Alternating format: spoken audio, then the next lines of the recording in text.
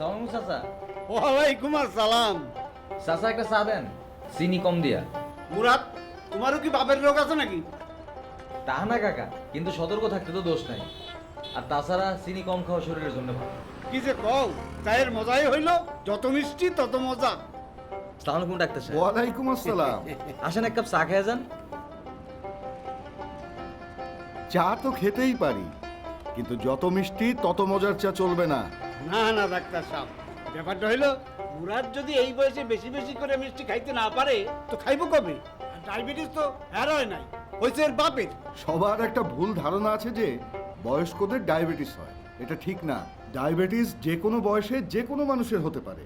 আর যাদের বংশে ডায়াবেটিস আছে তাদের তো আরও সতর্ক হওয়া প্রয়োজন। তাছাড়া ঘন ঘন প্রস্রাব, অধিক তৃষ্ণা এবং মুখ শুকিয়ে যাওয়া, অতিশয় দুর্বলতা, স্বল্প সময়ে দেহের ওজন হ্রাস, চোখে ঝাপসা দেখা, ঘন ঘন সংক্রমণ, এইসব লক্ষণ দেখা দিলেই দ্রুত ডাক্তারের সঙ্গে যোগাযোগ করতে হবে। আচ্ছা ডাক্তার সাহেব, ডায়াবেটিস হলে কি হয় একটু বুঝায় কইবেন? অনেক কিছু, যেমন কিডনি নষ্ট হয়ে যেতে পারে, হার্টের অসুখ, অন্ধত্ব, এমনকি গ্যাংগ্রিন বা পচে যাওয়া রোগও হতে পারে।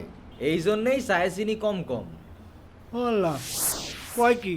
ভয়ের কিছু নেই। প্রত্যেক মানুষের ওজন ও উচ্চতা অনুযায়ী সুষম খাদ্য গ্রহণ ও কায়িক পরিশ্রম করে ডায়াবেটিস নিয়ন্ত্রণে রাখা যায়। তারপরও ডায়াবেটিস হলে সময় মতো চিকিৎসা আর চিকিৎসকের পরামর্শ অনুযায়ী জীবনযাপন করে দেখুন। ডায়াবেটিস আপনার জীবনে খুব বড় সমস্যা সৃষ্টি করতে পারবে না। মনে রাখবেন, শৃঙ্খলাই জীবন। প্রচারে স্বাস্থ্য শিক্ষা ব্যুরো, স্বাস্থ্য অধিদপ্তর, স্বাস্থ্য ও পরিবার কল্যাণ মন্ত্রণালয়।